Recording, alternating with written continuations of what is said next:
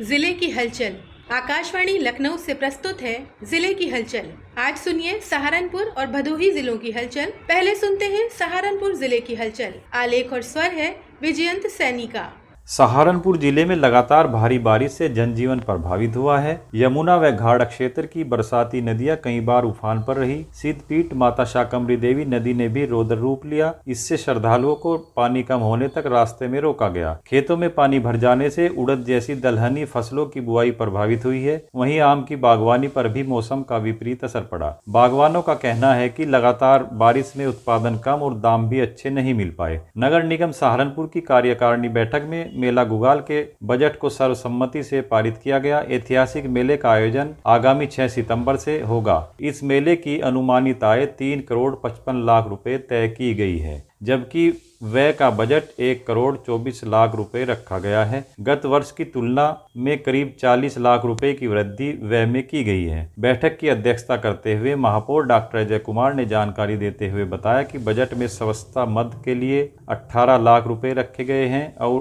150 कर्मचारी 24 घंटे सफाई कार्य करेंगे। मेले में आने वाले श्रद्धालुओं और पर्यटकों के लिए LED स्क्रीन लगाने का भी निर्णय लिया गया है। समिति ने दुकानदारों को सस्ती दर पर बिजली उपलब्ध कराने हेतु ठेकेदारों को निर्देश दिए हैं। प्रशासनिक स्तर पर एक बड़ी कार्रवाई गांव लखनौती स्थित मुगलकालीन किले की जमीन से अवैध कब्जे हटाकर की गई। SDM नकुड़ सुरेंद्र कुमार ने राजस्व व पुलिस टीम के साथ पहुंचकर लगभग 26 बीघा जमीन कब्जा मुक्त कराई। हालांकि 500 वर्ग मीटर पर अभी भी अवैध कब्जा बरकरार है। यह किला 1.772 हेक्टेयर भूमि पर फैला है और राजस्व अभिलेखों में सरकारी संपत्ति के रूप में दर्ज है। जिलाधिकारी मनीष बंसल बताते हैं कि गंगो थाना क्षेत्र में लखनौती जो गांव है वहां पर एक बहुत ही पुराना किला जो ब्रिटिश कालीन किला है वो वहां पर था। लंबे समय से इस पर कतिपय व्यक्तियों का अवैध अध्यासन था, जिसके संबंध में राजस्व संहिता के अंतर्गत एक मुकदमा कायम किया गया था। 2025 अगस्त माह में हम लोगों ने ये केस जिला जज न्यायालय से जीता और इसका तत्काल कब्जा जो है वो तहसील प्रशासन द्वारा प्राप्त कर लिया गया है।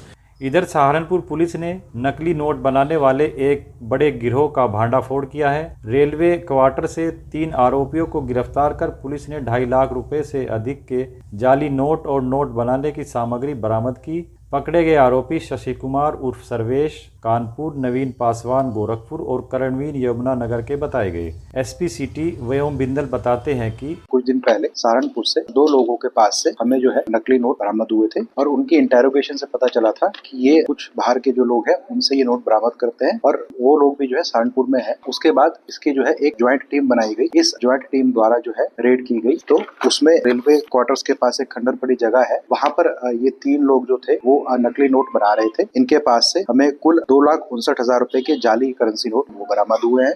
बेहट थाना पुलिस ने आधार कार्ड में फर्जीवाड़ा कर लोगों से ठगी करने वाले गिरोह के 3 सदस्यों को पकड़ा है। इनके पास से 12 आधार कार्ड और अन्य उपकरण बरामद किए गए। पुलिस पूछताछ में खुलासा हुआ कि गिरोह के तार पड़ोसी जनपद शामली से भी जुड़े हैं। पुलिस मामले की गहन जांच कर रही है। जिला विकास समन्वय एवं अनुश्रवण समिति दिशा की बैठक सांसद इमरान मसूद की अध्यक्षता में विकास भवन सभागार में हुई। बैठक में केंद्र व राज्य सरकार की विभिन्न योजनाओं की प्रगति की समीक्षा की गई। सांसद ने अधिकारियों को पारदर्शी और समयबद्ध कार्य करने के निर्देश दिए। बैठक में मनरेगा, PM सड़क योजना, स्वच्छ भारत मिशन, राष्ट्रीय स्वास्थ्य मिशन और सर्व शिक्षा अभियान सहित कई योजनाओं पर चर्चा हुई। इसमें बताया गया कि सहारनपुर चकरौता मार्ग को 4 लेन करने की प्रक्रिया जारी है। शहर में इलेक्ट्रिक बस चार्जिंग स्टेशन तैयार हो चुका है। सांसद ने मेडिकल कॉलेज की सुविधाओं को और बेहतर बनाने और बुड्ढा खेड़ा में नाला निर्माण के लिए निधि आवंटित करने की जरूरत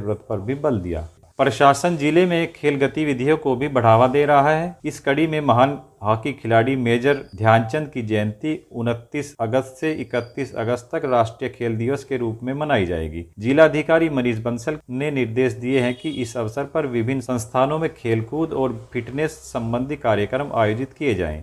सहारनपुर जिले की हलचल के बाद आइए सुनते हैं भदोही जिले की हलचल। आलेख और स्वर है संजय कुमार श्रीवास्तव का। भदोही जिले की 102 ग्राम पंचायतों में जल्द ही डिजिटल लाइब्रेरी की स्थापना होगी। इस पर 4,08 रुपए खर्च किए जाएंगे। एक लाइब्रेरी पर 4 लाख रुपए खर्च होंगे। शासन ने इसके लिए धन स्वीकृत कर दिया है। पंचायत राज विभाग की तरफ से अतिरिक्त कक्ष वाले पंचायत भवन वाले गाँवों का सर्वे कराया जाएगा। जल्द ही ग्राम पंचायतों का चयन कर पैसा भेजा जाएगा। इससे ग्रामीण बच्चों को तकनीकी शिक्षा, सूचना के साथ ही प्रतियोगिता परीक्षा की तैयारी में भी सहूलियत मिलेगी। जिले में 546 ग्राम पंचायतें हैं। सुरियाओं ब्लॉक के मौजूदा समेत कुछ और ग्राम पंचायतों में लाइब्रेरी की स्थापना हो चुकी है, जहां गांव के बच्चे सुबह शाम पढ़ने के लिए आते हैं। शासन की मंशा के अनुसार अब तक सभी ग्राम पंचायतों में डिजिटल लाइब्रेरी की स्थापना करना है। पहले चरण में 102 ग्राम पंचायतों में डिजिटल लाइब्रेरी तैयार करने के लिए शासन से अनुमति मिली है। लाइब्रेरी को सूचना संचार तकनीकी की सभी अत्याधुनिक सुविधाओं से लैस किया जाएगा। इसमें high speed internet, camera, smart LED TV, तीव्र गति से काम करने वाले कंप्यूटर की भी सुविधा होगी। छात्रों को बैठने से लेकर सामान रखने के लिए अलमारी और रैक की भी व्यवस्था रहेगी।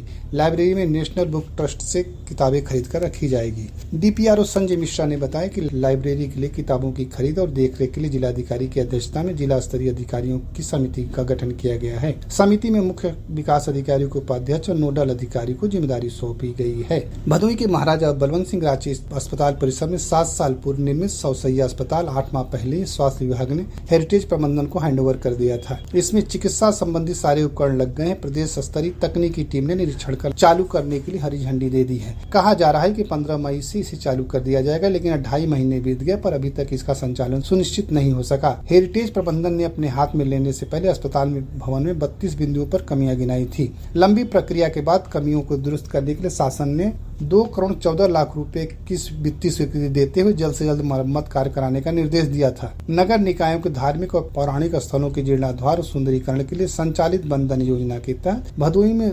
2,80 की लागत से विकास कार्य कराए जाएंगे। नगर विकास विभाग के निर्देशानुसार नगर पालिका परिषद ने DPR प्रेषित कर दिया है। धन मिलते ही शहर के जलालपुर वार्ड के राजा तालाब स्थित माँ दुर्गा माता मंदिर परिसर में सुंदरीकरण का कार्य किया जाएगा। मंदिर पहुंच मार्ग को CC रोड से लैस करने के साथ ही परिसर की इंटरलॉकिंग भी कराई जाएगी। सामुदायिक हाल का निर्माण, सीमेंटेड कुर्सियां, रेलिंग और शेड के निर्माण के साथ प्रकाश और पेयजल की व्यवस्था भी की जाएगी। पालिका ने पौराणिक और धार्मिक महत्व को देखते हुए राजा तालाब स्थित माँ दुर्गा का चयन किया है और इसका DPR तैयार कराया था। जिले में धान की खरीद शुरू होने में भले ही 2 महीने से अधिक का समय है, लेकिन क्रय केंद्रों के निर्धारण की कवायद शुरू हो गई। विपणन विभाग ने 2025-26 में धान खरीद के लिए 30 क्रय केंद्र बनाने का प्रस्ताव तैयार किया है। 2024 में भी 30 केंद्रों पर ही खरीद की गई थी। 2023 में संख्या 52 थी। जिले में रबी सीजन में गेहूं और खरीफ मुख्यतः धान की खेती होती है। गेहूं की बुआई जहां 50,000 हेक्टेयर के रकबे में की जाती है, वहीं 54,000 हेक्टेयर के रकबे में धान की खेती होती है। सरकार दोनों सीजन में क्रय केंद्रों के माध्यम से समर्थन मूल्य पर किसानों से खरीद करती है। धान फसल तैयार होने में अब कम से कम 1.5 महीने से 2 महीने लगेंगे। नवंबर में धान की कटाई और पिटाई शुरू होगी। नवंबर में इसकी खरीद शुरू होगी, लेकिन विपणन विभाग की तरफ से क्रय केंद्रों का निर्धारण अभी से शुरू कर दिया गया है। इसमें विपणन के 17, PCF के 12 और भारतीय खाद्य निगम का 1 केंद्र शामिल है। जिला विपणन अधिकारी देवेंद्र सिंह ने बताया कि 30 क्रय केंद्र खोले जाएंगे। प्रशासन के सख्त रूख से जिले में जुगाड़ के सहारे अल्ट्रासाउंड सेंटर चलाने वाले संचालकों में बेचैनी बढ़ गई है। 15 दिनों में मानकों की अनदेखी करने वाले 5 अल्ट्रासाउंड सेंटर सील किए जा चुके हैं। 5 में से 4 अल्ट्रासाउंड सेंटर चिकित्सक के मौके पर मौजूद न होने के कारण सील किए गए हैं। जिले में कुल 45 अल्ट्रासाउंड सेंटर संचालित होते हैं। अधिकतर सेंटरों का पंजीयन डॉक्टरों के नाम से है। औराई ब्लॉक के कस्तूरबा गांधी आवासीय बालिका विद्यालय के छात्रावास का निर्माण पंडित दीनदयाल उपाध्याय राजकीय इंटर कॉलेज के परिसर गिरदबड़ गांव में हो रहा है। छात्रावास में मॉडल इंटर कॉलेज की छात्राओं को रहने की सुविधा दी जाएगी। 3,19 की लागत से बनने वाले छात्रावास में कुछ 100 छात्राओं के रहने की व्यवस्था की जाएगी। जिले के 6 ब्लॉकों में 5 कस्तूरबा गांधी आवासीय बालिका विद्यालय संचालित होते हैं। 5वीं के बाद पढ़ाई न कर पाने वाली छात्राओं को आवासीय शिक्षा की सुविधा दी जाती है। 5 विद्यालयों में 500 छात्राएं पंजीकृत हैं। हर घर तिरंगा अभियान में समूह की महिलाओं ने झंडे बनाकर 3 लाख रुपए का कारोबार किया। अभियान के लिए विभाग से महिलाओं को 1,25,000 झंडे बनाने का लक्ष्य मिला था। वहीं 25,000 से अधिक झंडे उन्होंने फुटकर में बिक्री किए। इनमें से 2 समूहों की 50 से अधिक महिलाओं ने मेहनत की। महिलाओं को आत्मनिर्भर बनाने के लिए सरकार कई योजनाएं चला रही है। इन दिनों हर घर तिरंगा अभियान में स्वयं सहायता समूह से जुड़ी महिलाओं ने 15 दिनों की मेहनत में करीब 3 लाख रुपए की कमाई की। इसमें राजप्रभा आजीविका महिला स्वयं सहायता समूह की धनमतिया और महादेवा स्वयं सहायता समूह चंदा की महिलाओं ने 1,25,000 झंडे बनाए। इसके अलावा 25,000 अतिरिक्त झंडे की बिक्री के विभाग से 1,25,000 झंडे बनाने का लक्ष्य मिला था। उसे पूरा करने के साथ ही 1 लाख झंडे अलग से बनाए गए। एक झंडा बनाने में कपड़ा सिलाई की लागत 18 रुपए पड़ी है, लेकिन तिरंगा बनाना गौरव की बात है। एक झंडे पर 2 रुपए की कमाई भी हुई। वाराणसी, चंदौली और भदोही में डेनवर परफ्यूम की एजेंसी दिलाने के नाम पर 4 लोगों से चौरी थाना क्षेत्र के चांदी गहना गांव निवासी आशीष तिवारी ने 1 करोड़ 9 लाख रुपए की ठगी की। तीनों जिलों में आशीष और उसकी पत्नी के नाम मुकदमे दर्ज हैं। ये था आकाशवाणी लखनऊ के क्षेत्रीय समाचार एकांश द्वारा प्रस्तुत जिले की हलचल का आज का अंक।